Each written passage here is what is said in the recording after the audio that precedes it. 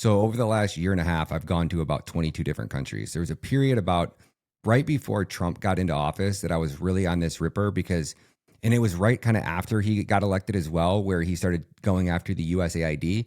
So I'm like, I'm going to track this USAID money because I had already been working on the border. I got about 8 documentaries that I've put out in the last 2 years, mainly specific on child trafficking and on the border. So I thought for sure we'd done enough work to get Mayorkas and Xavier Becerra and Robin Mercos and everybody that was inside the Biden administration that played a role in our open borders. I thought they were all going to prison, right? So then after you get that taken care of, then you want to track the money, which is the USAID. So USAID became the linchpin for the State Department, the CIA, and our Department of Defense, right? So USAID was basically like the linchpin that kind of held everything and kept the glue of this apparatus together. Because before we had USAID, the CIA would be running operations during the war times, and then we'd have the CIA running operations during the war times and the Department of Defense. And these three branches were co-paying informatives. They were, using the same informants. They were accidentally killing people that were informants, and it was just a mess. So USAID was kind of created to kind of orchestrate and pull all the strings.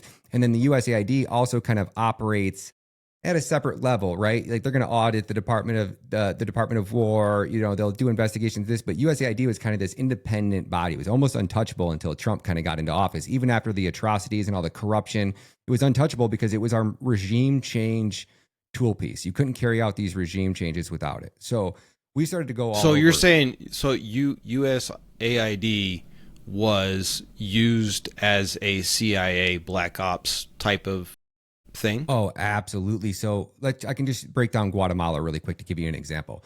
So when USAID goes and operates in your country, okay, the first thing they do is just need to establish a USAID base next to the embassy, so we have boots on the ground.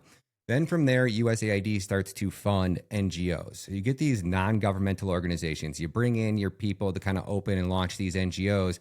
NGOs can be, pregnancy, whatever for, minors. It could be birth control. It could be the LGBTQ. It could be funding for anti-gang violence.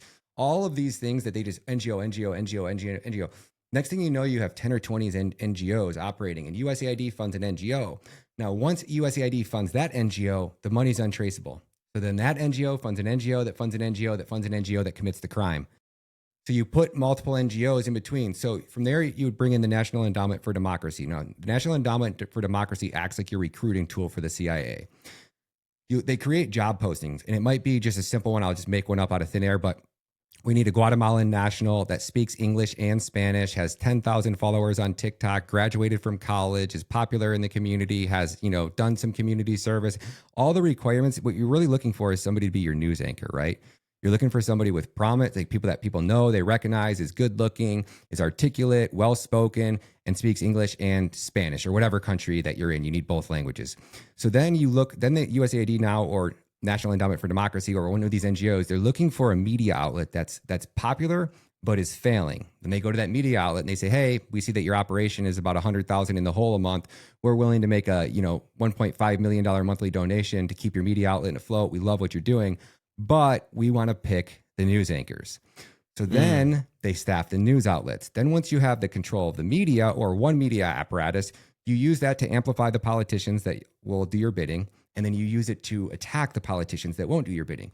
And now this sounds like a big strategy, but after over a 5, 10, 15, 20-year period, you see how all these pieces come into place. And that's why the United States has ambassadors. So when President Trump appoints an ambassador to a country, if that country has USAID operating in their country and they've been there for more than 15 years, that ambassador becomes more powerful than the president of your country. Because our intelligence agencies already control enough of your politicians. We use their NGOs to buy off your judges, to buy off your city officials.